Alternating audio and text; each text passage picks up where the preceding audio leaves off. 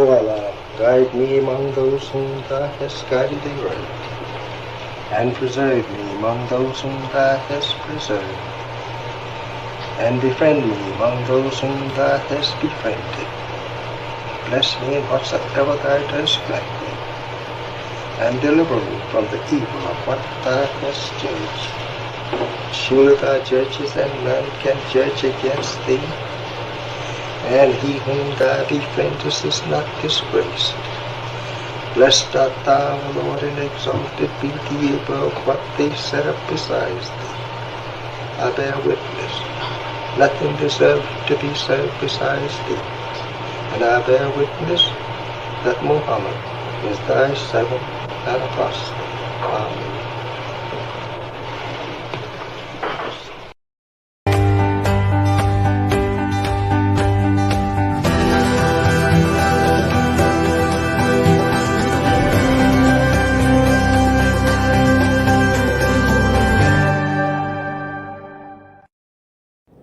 Greetings, supporters. Our new sponsor, Sister Sajdah Muhammad, through her jewelry company, is giving you a free sterling silver chain when you purchase your commemorative Elijah coin pendant. The link is in the bio.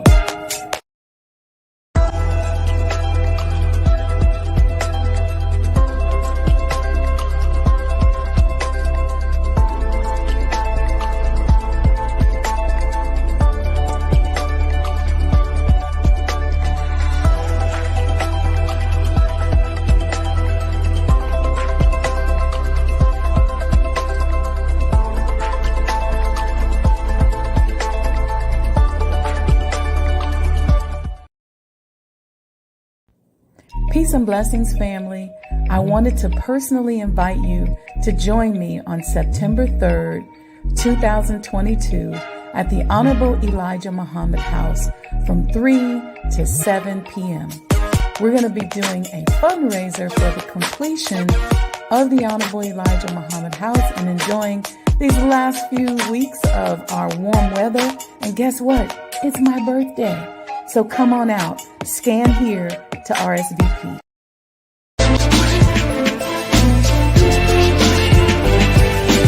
You belong to yourself.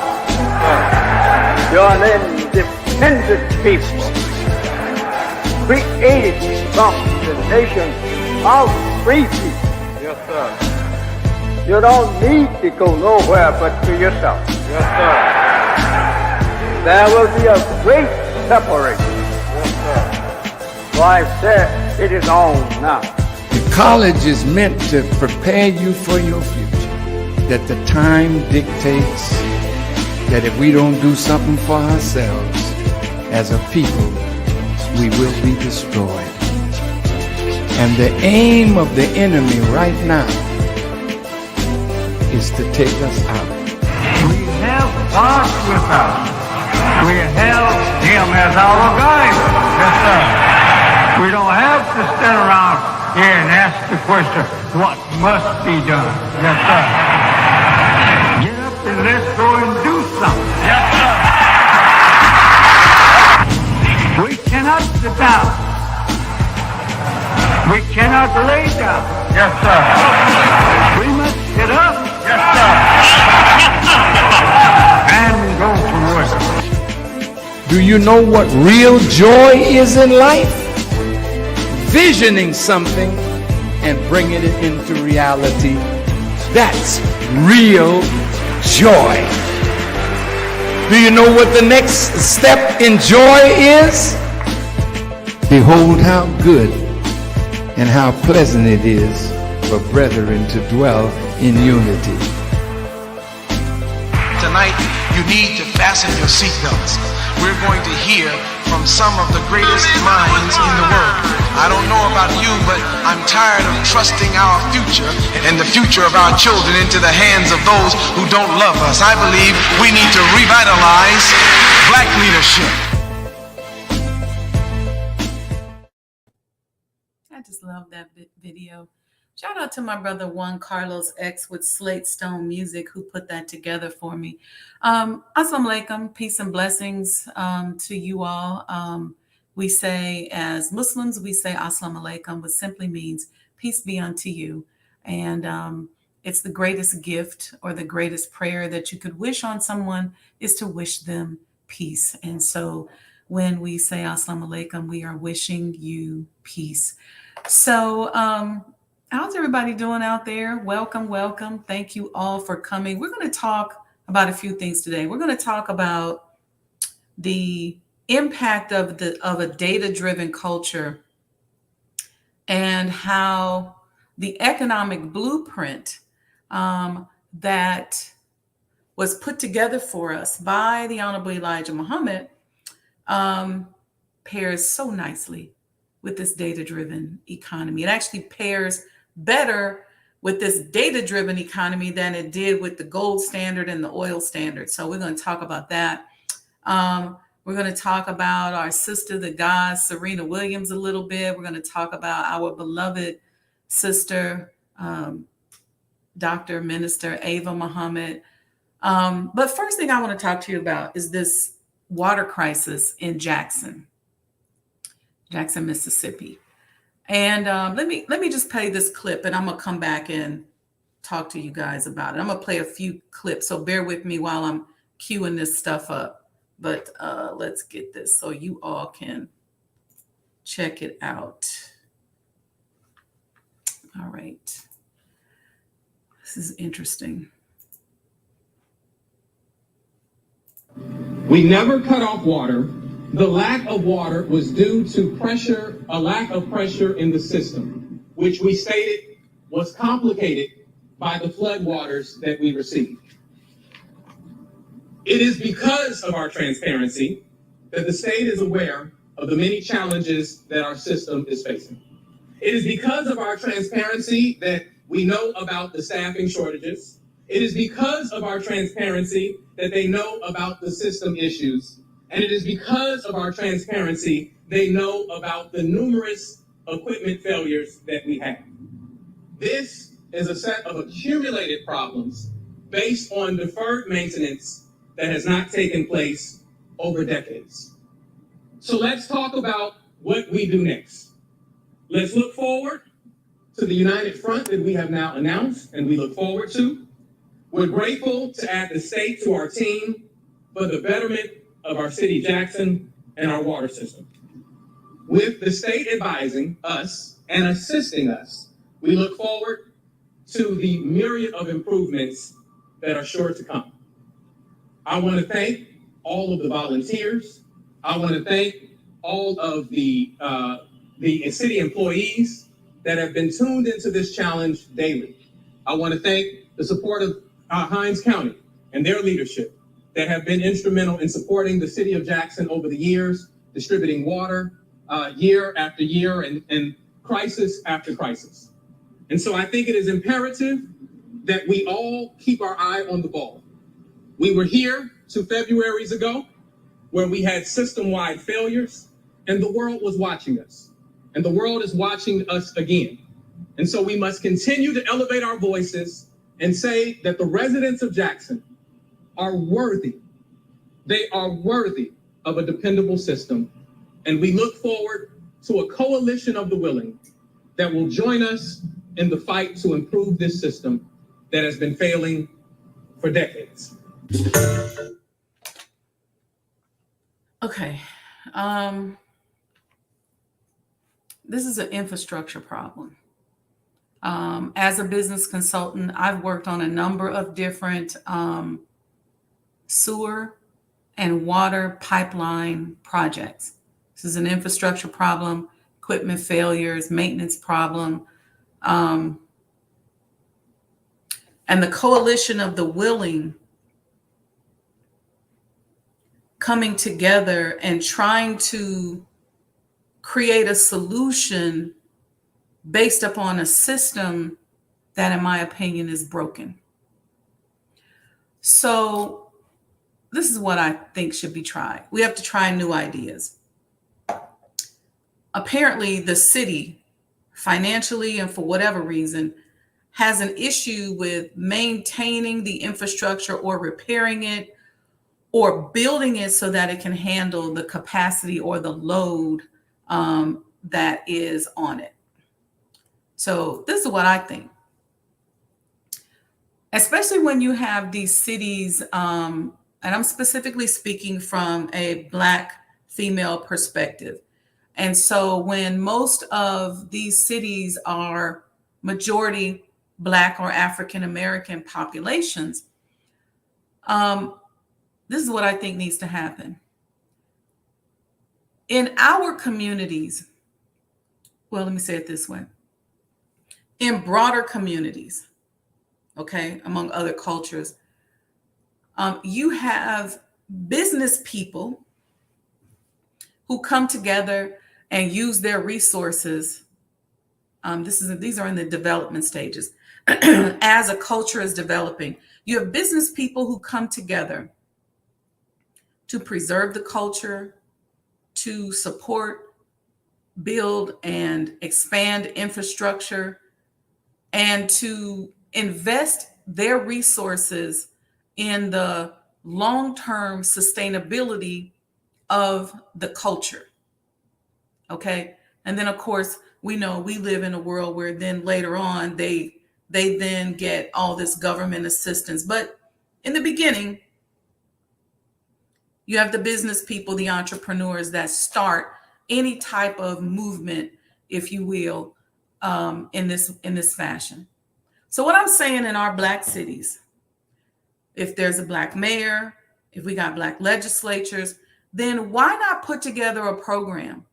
Maybe you issue bonds. Maybe there's a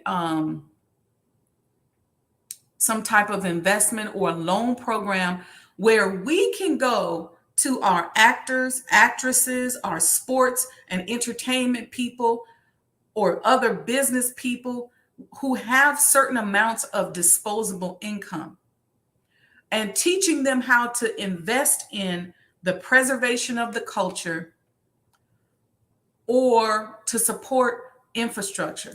Because if we're just going to sit here without the resources and just continue to try to make a system work and push a square peg in a round hole, then we're going to continue to be without. And so that's my take on that. I really think that we need to start looking at ways in which we change how we're financing these things.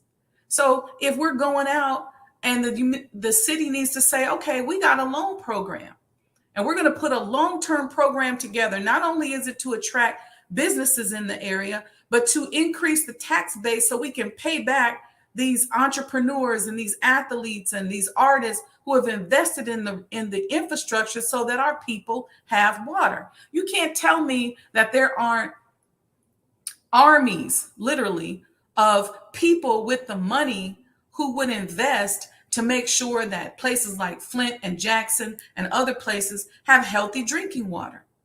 So where's the program to put that in place? I'm not talking about putting together a program where everybody come and bring in these bottles of water, and I'm not talking about that. I'm not talking about where we put in a program where we get hotels and move people. I'm talking about where we put a program together where these people actually invest in the infrastructure. It can be an equity play. It can be a loan play. That's what we need a think tank on how to put together. And listen, call me. I'm willing to help. So here's the next thing. I'm gonna get off of that, but I just really wanted to say that because every time I see this stuff happening, I said, we're over here relying on a system that just does not work anymore, period. It just don't work. All right, so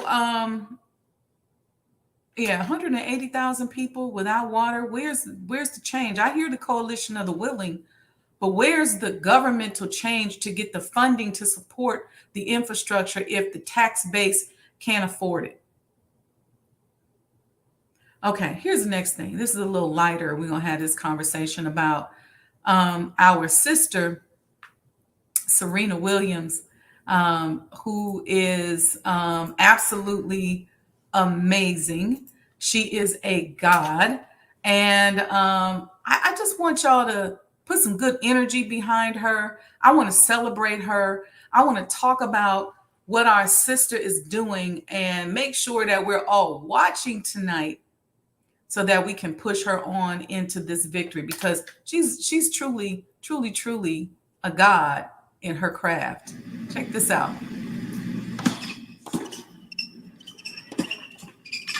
Look at this, look at this, look at this.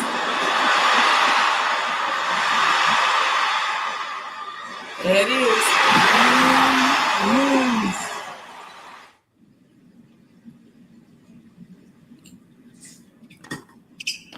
She got the unapologetically black look in her hair. Look at that. Just keep checking this out.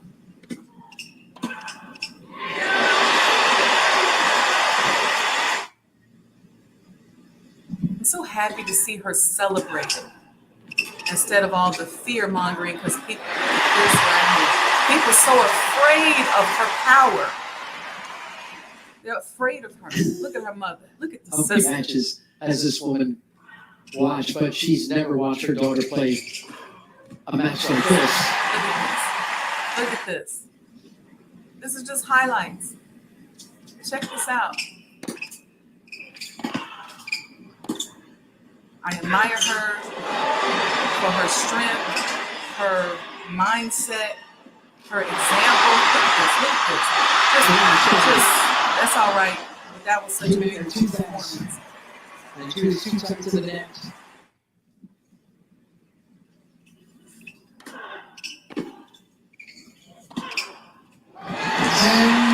Let's celebrate this sister. Let's just celebrate this sister. What she's done, what she's doing. Let's celebrate her parents, her family. Let's celebrate. Let's not participate in anything negative that anybody has to say about her. Yeah, like a must-see game for You let's support that. Let's settle on the best part. And let's support our sister tonight. I think it's at 6 o'clock. We need to be watching. Look at this. Look at our sister. One more. I'm going to let y'all, just one more. One more.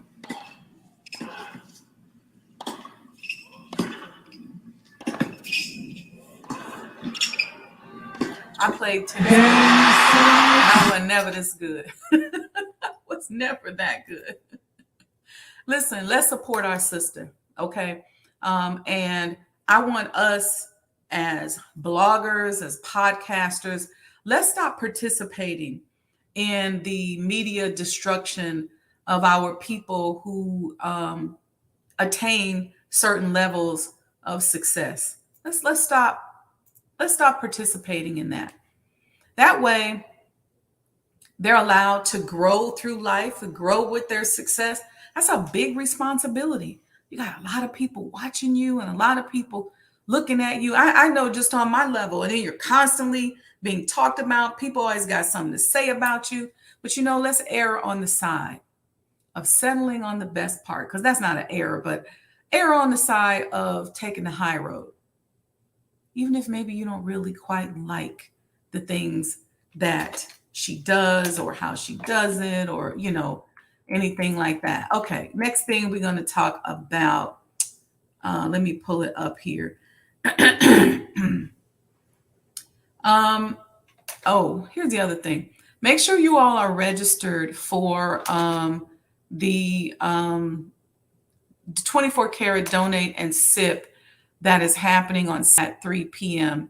I want to play a short tribute to Sister Minister Ava Muhammad, whose janazah is this Saturday, according to the announcements that we received at 11 a.m. on Saturday. And I just pray Allah is pleased with her. And you heard me talk, if you missed the Sajdah Saturday morning coffee talk, you heard me talk about the example and what she's meant to us.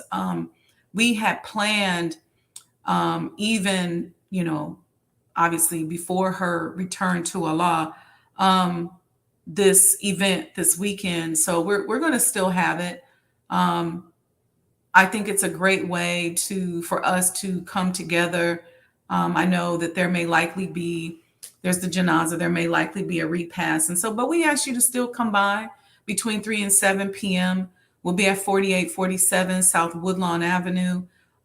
You can RSVP by going to Eventbrite and type in 24 karat donate and sip, and just come by and see us. Come by and share brotherhood and sisterhood, and help us to work to complete this incredible home that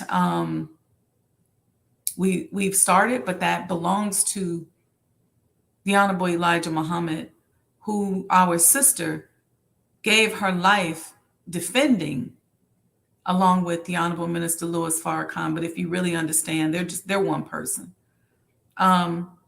So we're gonna still do it. We coming over. We got Magnolia Crescent Orchards and non-alcoholic winery coming. We got the 24 karat non-alcoholic halal certified champagne we're gonna be serving. So we're gonna still be there. We'll be at the house. We'll be at in Elijah's Garden of Peace. And what a better way to just honor the feeling of our sisters. Some of you have sent me weather forecasts that have popped up saying that it's going to rain. Allah generally blesses us. I don't know what he plans on doing this Saturday, but he generally blesses us with a window of clear weather when we've had events back there in the past. And y'all know that when our leader is moving around, certain things happen with the weather. So what my prayer is that for that day, that once we lay our beloved sister to rest, that the weather opens up and clears up for us, just the way her life has cleared out a path for many of us. So anyway, let's listen, because this is a good lead-in to what we're going to talk about today, which is the impact of a data-driven economy. But before I say that, let me say this. Yesterday, I got a call and a text message from Brother Kamal Muhammad, who some of you all know is one of the sons of the Honorable Elijah Muhammad. And he was thanking me for my work. And he sent me this scripture from Isaiah 58:12. And it said, "Your people will rebuild the ancient ruins and will raise up the age-old foundations. You will be called repairer of broken walls, restorer of streets and dwellings." It just touched me to receive that scripture from Brother Kamal, because some of you may or may not know, but Brother Kamal and Brother Wazir were responsible for me being in Chicago. And they diligently scooped me up and moved me after a short, I guess, like 6 or 8 month period of being in the nation and accepting the teachings in Indianapolis, Indiana.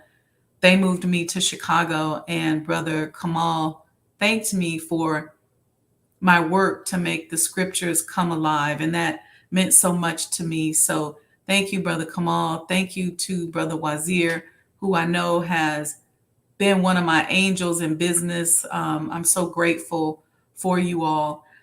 So with that, let's take a look at this video from from our sister Ava Muhammad, Sister Minister Dr. Ava. She's just so much, because it leads into what we're going to be talking about. And we're going to be talking about a data-driven economy. And I'm going to give you guys some tips on how the economic program of the Honorable Elijah Muhammad pairs so perfectly with a data-driven economy. And it pairs more perfectly with a data-driven economy than it does with an oil-backed or gold-backed economy.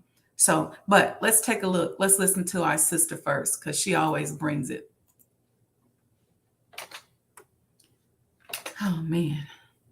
One of the greatest of the founding fathers, because We say the Honorable Elijah Muhammad is a hater. I kind of messed that up. It's Jefferson, one of the greatest of the founding fathers. Because we say the Honorable Elijah Muhammad is a hater. Farrakhan, he's a hater. They hate white people. Because they want to separate. Because I don't want to live next to you and you're beating me to death. So I'm a hater. Okay. But since we love what they say and take what they say as true, let's hear what Thomas Jefferson has to say about separation.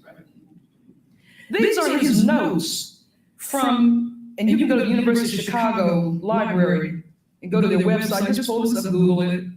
It's chapter 15 of a very lengthy writing.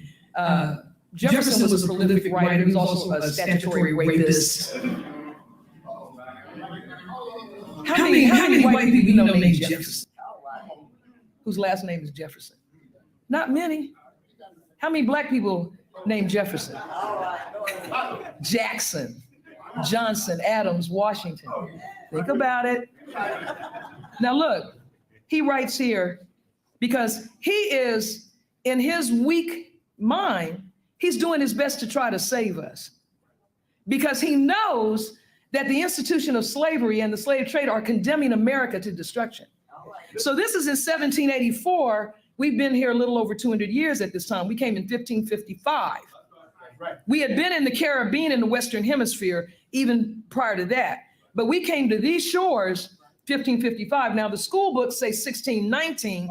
Jamestown was the first settlement they were able to sustain. Okay, not the first one they ever had. Now, here's Jefferson. To emancipate all slaves born after passing this act. This bill does not itself contain this proposition, but an amendment to it. Now, here's where he gives you the content of this law that he's trying to get passed. He says they should continue to their parents to a certain age, then be brought up at the public expense to tillage, which is agriculture, arts or sciences, according to their geniuses, till the females are 18 and the males 21 years of age, when they should be colonized to such place as the circumstances of the time should render most proper, sending them out, talking about the slave population, with arms, implements of household, handicraft arts, seeds, pairs of useful domestic animals, and declare them a free and independent people, and extend to them our alliance and protection till they have acquired strength. We, of course, know that bill did not pass. He writes here, and if someone could get me the final call, please, I'm going to read number 4 of the Muslim program. Because there are those of our people that think something's wrong with the Honorable Elijah Muhammad, thank you, sir, for the Muslim program. Now, this is Jefferson in 1784. Now, look at this. He says some will ask, well, why not just retain and incorporate the blacks into the state and save the expense of supplying, now listen at this, supplying by importation of white settlers the vacancies they'll leave. So the plan was to bring in as many white people as black people are being sent out. Now, look at this. Here's Jefferson answering the opponents who, why are we gonna spend all this money? Giving black people and giving them arms and food. Now, we put in 200 years by now. Now look at what his answer is. Deep-rooted prejudice entertained by whites, 10,000 recollections by blacks of the injuries they have sustained. So he's going into the mindset of each of the two people. White people with their deep-seated prejudice toward us, and our memory, which no matter how much we try to escape it, of their injuries to us is always there. Then he goes on to say, new provocations, like when a white cop shoots a black teenager in the street. See, it never stops. That's right. There's always a fresh experience. Yes, yes. to show the futility of these two people trying to merge. Outside of Kim Kardashian and Kanye West, a couple of others, and even that's in turmoil, this doesn't work. Now, he goes on to say, many circumstances will divide us into parties and produce convulsions, which will never end, but in the extermination of one or the other race. Wow. That was heavy. I don't know if y'all really absorbed that or not, but let me help you a little bit, because we are talking today about a data-driven economy. All right, let me type that in the chat. Data-driven economy. All right, so we're gonna get through this in the last 30 minutes. We'll get through it quickly because it's really very simple. And the power of a data-driven economy as it relates to the teachings of the Honorable Elijah Muhammad and the economic blueprint of the Honorable Elijah Muhammad is phenomenal. It's a phenomenal study. And I think we could do a whole webinar series, which I think we might do on this topic in and of itself, and how we can explore the advantages that we have as a result of having this wisdom, and as a result of how Allah has changed the economic system that we now live in and set us up for the win. He threw us an alley-oop, y'all. So the question is, some of you all may be saying, what is data? Okay. A data economy, or a data-driven economy, is a global digital ecosystem in which data is gathered, organized, and exchanged by a network of vendors for the purpose of deriving value from the accumulated formation. Okay. I'm gonna read that definition again, and I'm gonna do it a little bit slower, okay, so that you can absorb it. Okay. A data-driven economy is a global digital ecosystem, a global digital ecosystem in which data is gathered, organized, and exchanged. See, when you start talking about that exchange part, that's when you start to realize value. It's in the exchange. So in which data is gathered, organized, and exchanged by a network of vendors. Okay? Network of vendors, meaning that a network of people who are going to then take that and sell it to an ultimate consumer or to an end user, but by a network of vendors for the purpose of deriving value from the accumulated information. Now, one of the great revelations of the Honorable Elijah Muhammad is his prediction and delineation of the fall of America and the fall of the dollar. The Honorable Elijah Muhammad predicted America's current condition in his 1973 masterpiece titled The Fall of America, where he gives detailed information about this country's fall and her symbolism in Scripture.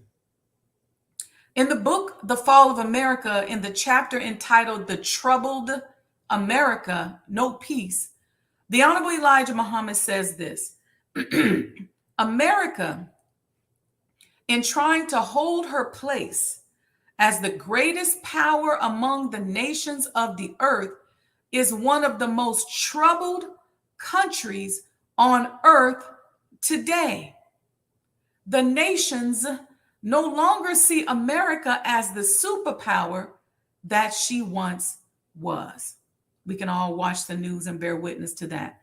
Many of us have wondered What does this fall look like? What does this transformation look like? And how does that benefit or impact, I won't use the word benefit, how does that impact the instructions that we've been given as a people and as a country by the Lamb of God himself? There are five primary indicators that project the massive change in the American economy as we know it. All right. Y'all all right? Let me know in the chat. Let me know y'all doing okay. Here's the indicators. Unfortunately, Black people specifically have experienced so much abuse that we don't really even have the ability to understand what is happening around us.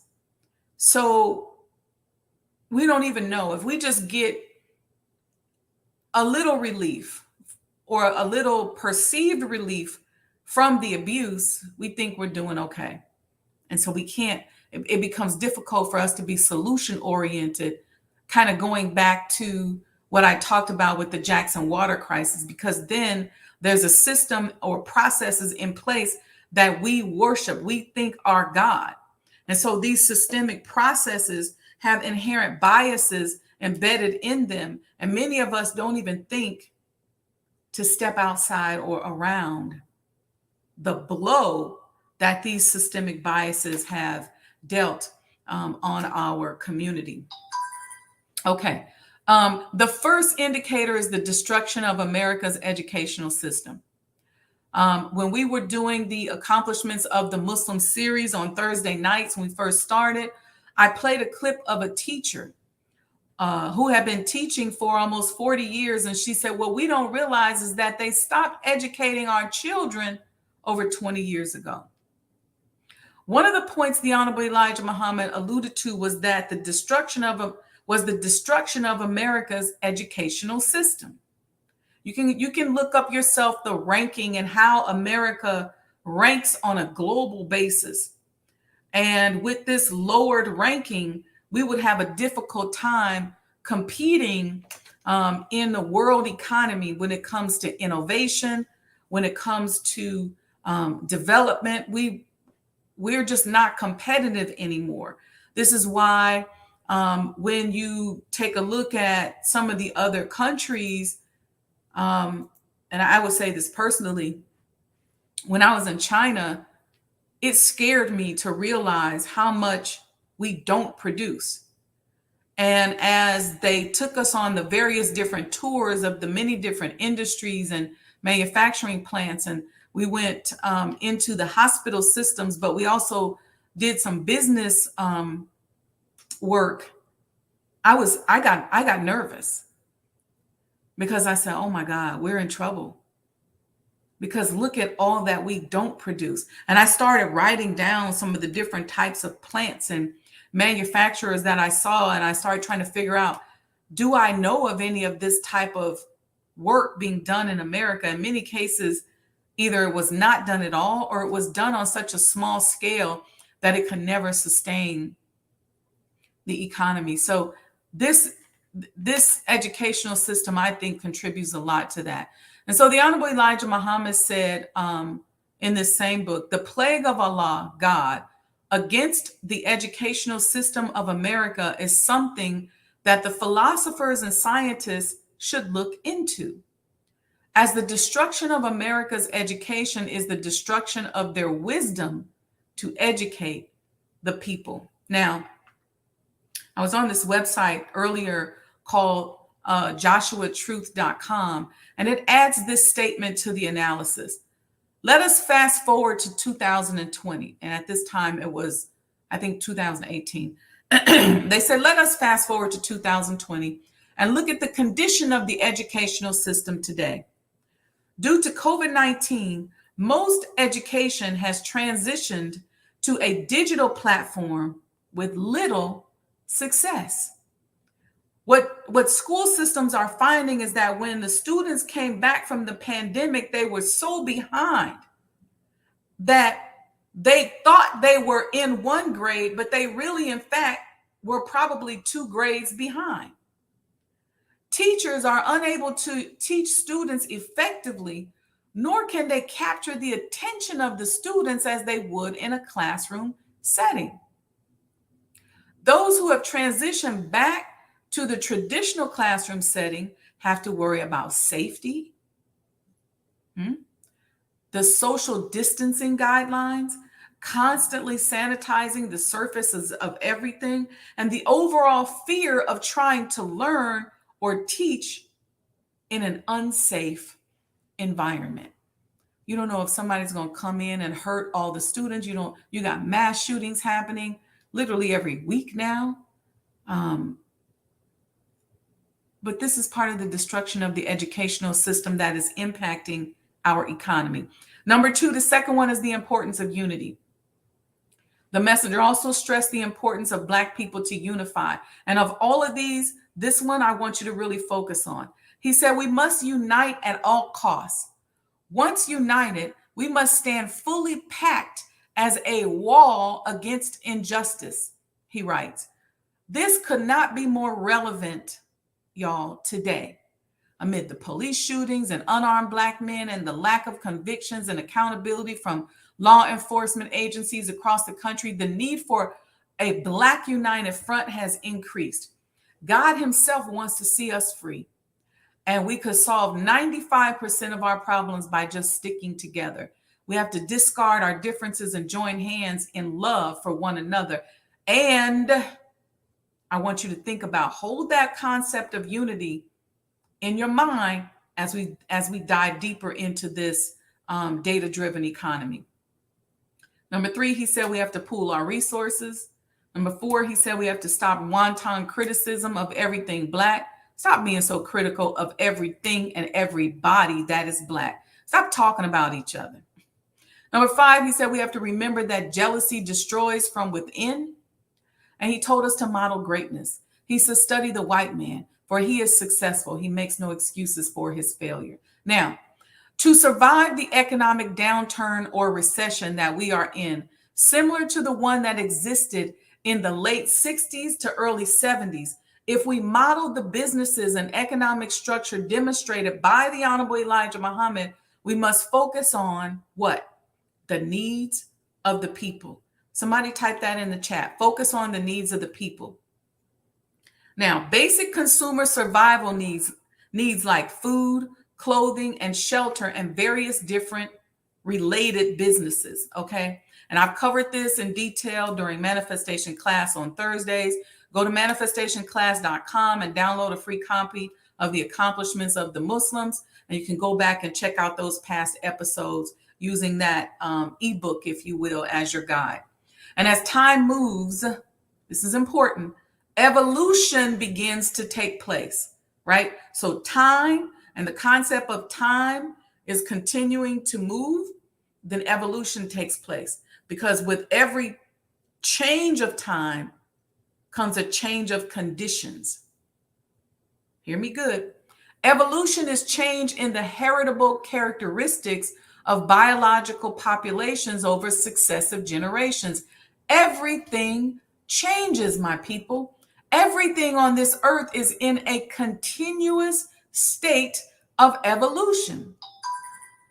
As scholars, it's important that we understand the times in which we live and use our wisdom, understanding, and data to expand upon existing history. That's why it's so important that we preserve our history and our culture, because the preservation of our culture is the preservation of data that we will use to exchange something of value later in the future. You see, data and technology are new needs that must be explored. In order to follow the instructions of the Honorable Elijah Muhammad that he gave us to do for self, we now need data or technology to carry out that vision. So the needs of the people are first a knowledge of self, understanding who God is and who your enemy is, and then food, clothing, shelter, and now data and technology. You can't even get paid for a job nowadays without utilizing some form of technology. They're going to want you to have direct deposit. They're going to want you to do electronic banking. You can't advertise an event or communicate with your customers without technology. You can't file unemployment without technology. But what must we also understand? We must understand that the basis of our economy has changed, and understanding these changes and becoming collectively innovative is very important to our survival as a people when we have less collective resources and influence. Check out this quote from Elon Musk. He said, "The foundation of war is economics." We know that. But he also said this: if you have half the resources of the counterparty, then you better be real innovative, because if you're not innovative, you're going to lose. These are just basic facts. This has to be factored into how we see the world and how we design our internal systems in our businesses and in our structures. These are modern times, and our lessons in his instructions to the laborers, the Savior, Master Sajdah Muhammad, gives us instructions on how we should move and think. He said quickness, fast moving, cleanliness, internally and externally, right down to the modern times. How do you get down to the modern times? Well, you got to understand the evolution of the conditions and the product as time changes. He said that as he made a prediction, and this is, I'm talking about Elon Musk, I'm going back to that. As he made the prediction in February of 2020, the prediction was this. Okay, so he said that comment, and then he made this prediction. A thing that will feel pretty strange is that the Chinese economy is probably going to be at least twice as big as the US economy, maybe even 3 times bigger. He said that at a fireside chat with the US Air Force Lieutenant General John Thompson at the Air Warfare Symposium in Orlando, Florida. Well, you know, Bloomberg may not see Mr. Musk as a reliable economic forecaster, but in this data-driven economy that we are currently in, his words have an impact. We are in a world where the words of a president or an influencer or a top business person, even an entertainer, can impact spending habits. It can impact pricing. It can impact the flow of cash. It can even impact the value that we attached to something. What happened to our economy that makes this possible? Remember that these are modern times, and a data-driven economy has now developed. Literally, influencer, like I said, can distribute some data through the use of the media, and we will immediately see our financial markets fluctuate. Now, there's an article published by K2 View that I have been checking out. I'm going to try to get through this in the next few minutes. But first, let's talk about this. What is data? Again, data is, in general, facts and statistics collected together for reference or analysis. But remember, our world is run by technology or computers, if you will. That sees data, those computers and that technology sees data as the things known as or as assumed as facts, making the basis of reasoning or calculation. So it sees data. It doesn't necessarily have to be factual data.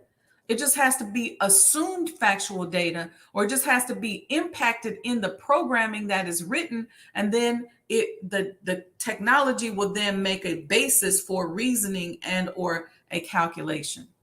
Okay.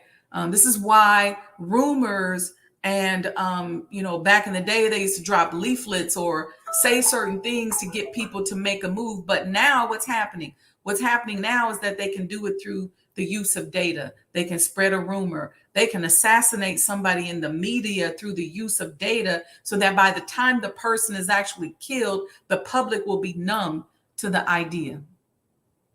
The technology then takes the data, which are things known or assumed as facts, converts it into quantities, characters, or symbols on which operations are performed by a computer, being stored and transmitted in the form of electrical signals and recorded on magnetic, optical, or mechanical recording media. This then becomes the basis of their reasoning or calculations. Okay, so everything you and I do is converted into data. So not only are your demographics used by technology, but your movement and your behaviors, your DNA, your thought patterns, your culture are used as a basis of reasoning or calculations to predict, control, and manipulate us into doing what? Ultimately, into giving up our resources or assets. Those resources or assets are then converted into money or purchasing power. So we'll either give up our money, we'll give up our rights, whatever the data encourages us to give up, it is something of value that is then converted into money or purchasing power. So even our culture is converted into data that is used by someone else to generate purchasing power. We now live again in a data-driven economy. That's why y'all hear me ranting about, listen, urban historic preservation is critical, right? It's a valuable resources that we are giving up because we just ain't really into it anymore. Valuable resource. It's worth trillions of dollars. All right, so now what happened? In short, if you go grab the book, Fall of America, written by the Honorable Elijah Muhammad, you will see where he talks extensively about the U.S. economy being backed by gold at one time, and then how she abandoned the gold standard. The gold standard has roots, some of you may know, in ancient history. Gold was used to fund trade and finance wars. What would people accept in exchange for their labor or goods? They wanted something tangible and of value. Gold was a good fit because of its limited supply and, frankly, because it was pretty. It was shiny. It was nice. So new and forming countries or up and coming countries used it and relied on it. The U.S. was no different. Commercial banks and Federal Reserve banks had a gold reserve requirement. They had to keep reserves of gold in their vaults equal to a fraction of the money they issued. So for every Federal Reserve dollar that was issued, the Reserve Bank had to have 40 cents worth of gold in its vault downstairs in the basement. And then the Great Depression hit, and people started to hoard their gold instead of depositing it into the bank, which created an international gold shortage. Countries around the world basically ran out of gold. They ran out of supply, and they were forced off the gold standard. The U.S. came off the gold standard for domestic transactions in 1933 and ended international convertibility of the dollar to gold in 1971. Now, fast forward. There is current conversation around Russia going back to a gold standard using the decrease in taxes on gold investments as a mechanism to do so. It's just a mental note for y'all to check out. I hope y'all all right. Okay, so then after we abandoned the gold standard, we went to an oil-backed economy. We went from the gold standard to an oil standard. Oil became the central driver of the rapid economic growth of the 20th century.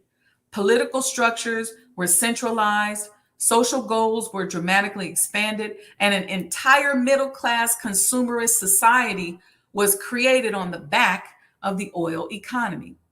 Oil also had a profound impact on the world's geopolitical map, as nations and industries competed for access to these resources. So these economies literally changed boundaries and maps, not only just the geopolitical map. But anyway, the economic dominance of oil is clearly demonstrated by the fact that in 2020, 8 of the 10 largest companies on the Fortune 500 list were oil or energy related. They were oil producers and carbon users like Sinopec, State Grid, China National Petroleum, Royal Dutch Shell, Saudi Aramco, BP. You can go look it up. You had 2 auto companies on there, Volkswagen and Toyota. But you can go look that up. Now, by 2030, we'll be looking at a completely data-driven economy. 10 years from today, 8 of the Fortune 10 will likely be data-driven technology companies. They will also be much bigger than the industrial giants of the past. Amazon will almost certainly be top of the list with well over $1 trillion in annual revenue. Apple, Tesla, Google, Microsoft, Facebook will each have revenues in the $500 billion to $1 trillion plus range. The scale of these new tech giants will be unprecedented. Together, these data-driven companies will have annual revenues easily exceeding $5 trillion by 2030. This will mean that their aggregate revenues may well exceed the gross national product of every individual country in the world, with the exception of the United States and China. As we've been said, data is the oil of the information age, right? Just as the Middle East and the Suez Canal emerged as the linchpin of the oil age, the new tech giants will control much of the world's data outside of China. Thanks to comprehensive new data management technologies like data fabric, Google will know everyone's thought patterns. Amazon will understand all consumer desires. Facebook and WhatsApp will oversee the public's communication habits. Netflix will understand cultural dynamics. Tesla will be privy to daily migration and energy consumption patterns. And all this knowledge will be immediate and instantly actionable in the data-driven economy of tomorrow. See, this is why mastermind groups, directories of like-minded people or services, or collective unified defenses against opposition will be critical for us in the future. I hope you're beginning to see the importance of the Honorable Elijah Muhammad's instructions on unity, because you see, the unity produces data that can be converted into political and buying power. It's just that simple. Let's go back to the definition of data. Technology takes data, which are things known or assumed as facts, converts it into quantities, characters, or symbols on which operations are performed by a computer, being stored and transmitted in the form of electrical signals and recorded on magnetic, optical, or mechanical recording media. This then becomes the basis of reasoning or calculation. So, for example, 4,400,000,000 people who are in unity can influence and develop political structures and can change the buying patterns and economic standards and the valuations of goods and services around the world. So you see, the Honorable Elijah Muhammad and his instructions telling us to unite is more powerful today than it even was 50 years ago, or when the economy was backed by gold or oil. Now that we are in a data-based economy, that unity becomes currency. Now, this K2 View article goes on to discuss the role of the individual in a data-driven economy. Individual, you and I. It said that the 20th century's energy-based industrialization led to the greatest voluntary migration in human history. In the late 1800s, 80% of the population worked on the land in rural environments. Okay, 80% of the people were farmers or had something to do with tilling the land. By the end of the 20th century, only 5% of the people worked on the land, and the majority of the population inhabited large and mid-sized cities. In the past, people would never leave their home village and were unlikely to ever travel more than 20 miles from their place of birth, with the exception of wartime. In the new world, personal mobility has become the norm rather than the exception. You all hear me talking about the Great Migration all the time and how it's important for us to gather that data and preserve that history, because you had almost 6 million Black people from 1919 to 1970s, 71 or so, who were escaping domestic terrorism in the South came to the North. That's a set of data points. There was history made. We have to preserve that and own that. This migration that we're talking about here had a significant impact on self-identity. See, the tight family and relationship bonds inherent in a rural environment were displaced by the relative anonymity of urban life. In exchange for much higher living standards and significant protection from the potential harshness of nature, the average person accepted much greater government intervention in their lives and the imposition of many more rules and laws because they wanted to migrate. People began to view themselves primarily as citizens of the states. And so they accepted much more rules. They gave up more freedom. Anyway, the vibrant economy this vibrant economy, that migration created a new human species. And that new human species is called the consumer.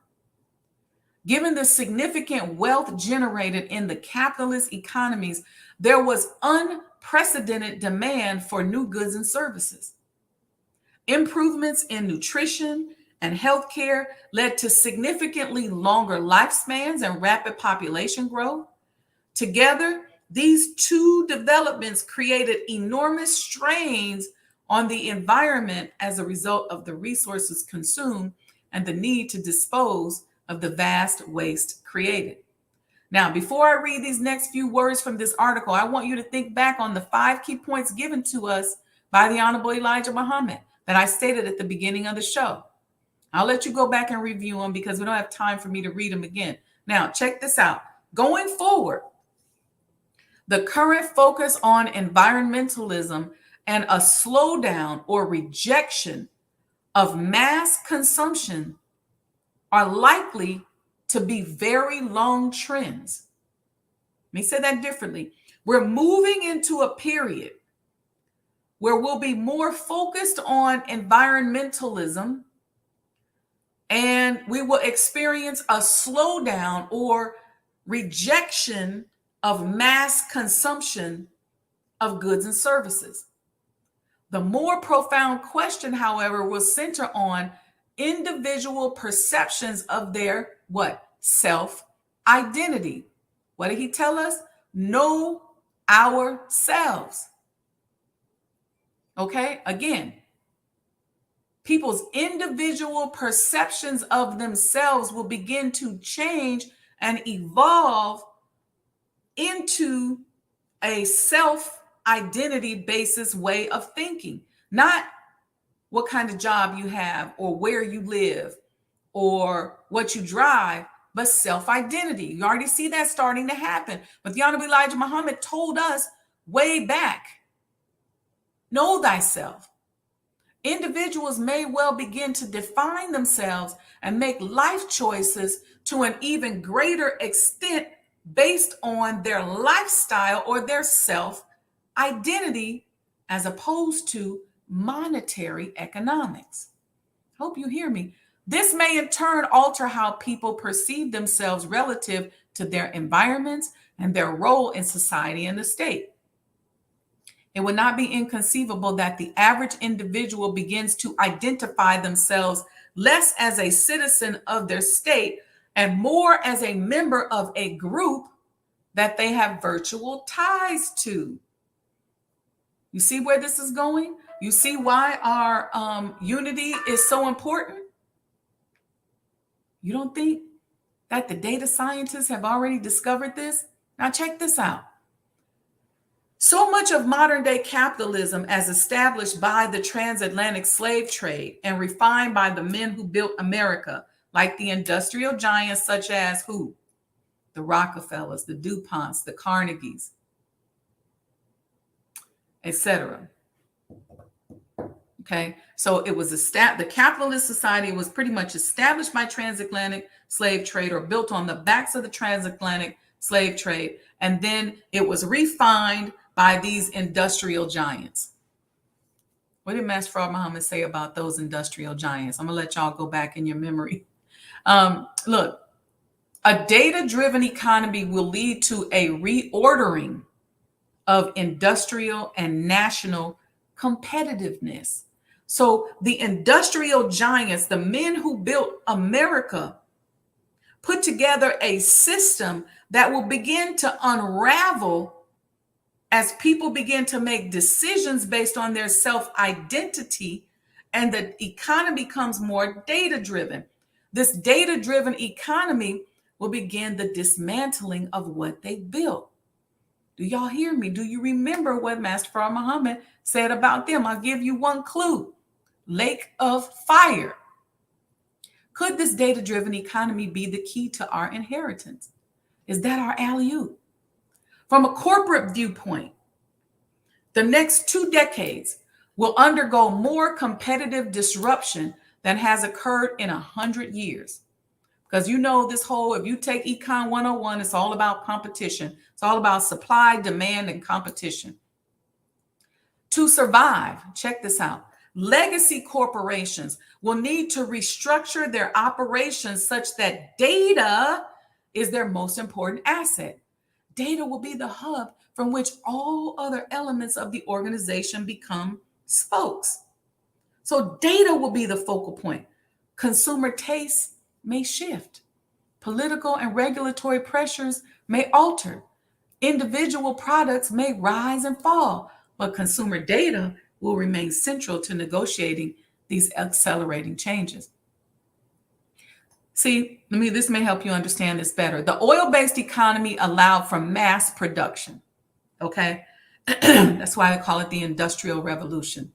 Oil allowed manufacturing companies to Fordize or automate their production methodologies. We say that because Henry Ford mass produced the automobile. He didn't invent it, he just mass produced it. So that's why we call it Fordize. So oil allowed manufacturing companies to Fordize their production methodologies and distribute their products more efficiently. The modern centralized corporation emerged for the purpose of utilizing resources in the most efficient organizational structure to leverage these new economies of scale. All right. The data-driven economy may counterbalance some of these 20th century developments or even reverse them. Given the virtual nature of digital assets and the seamless and easy flow of data, greater centralization may become the preferred corporate model. This will allow organizations to more rapidly respond to local government requirements and also provide them with greater flexibility to respond to local regulatory limitations or taxation concern. The 20th century model was based on economies of scale and commoditization of products via central production. The data-driven economy, facilitated by data fabric technology, will be defined by mass customization, local autonomy, and hyper segmentation of customers. Enterprises will also dramatically flatten their reporting structures to minimize the middle management layer, whose sole function is to capture, control, and distribute information. So we're talking about product customization being critical because the self-identity of groups that is defined in the data will drive products. So what will our unity produce? See, our unity, the reason why we are told that I think one of the reasons why we're told that it's more powerful than an atomic bomb is because that unity will produce something. The data from that unity will have a byproduct, an end product that can be translated into goods and services. So you see, in this data-driven world, we are not human, we are data points. But don't get nervous. You don't have to give up your newfound authenticity in order to unite. In fact, the fact that we are learning to discover and monetize our authenticity, which I've been saying to us for years, is very beneficial to us in this new economy. I'm gonna stop there because we've gone way over, and y'all know I normally don't go past an hour. But look, big field awake, the wide awake man and woman to work out in. We must be quick, fast moving, clean, internally and externally, right down to the modern times, and we must unite. And in order to be down in the modern times, we must evolve, we must be aware, we must work on doing for self, and we must be fishermen and fisherwomen. Listen, I don't know if fishermen and fisherwomen is a word. Maybe not, but y'all know what I mean. In other words, with the knowledge of self, the identity and knowledge of God as our armor, we can step out of our comfort zone and keep pace with the developing world.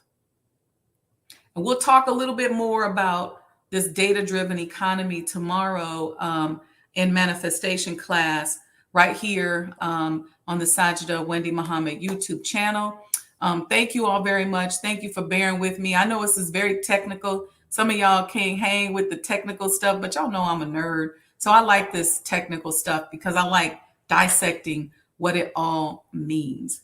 Okay, so everybody, look, make sure you register to come out this weekend, this Saturday evening, to the 24 Karat Donate and Sip fundraising and birthday celebration for moi, yours truly.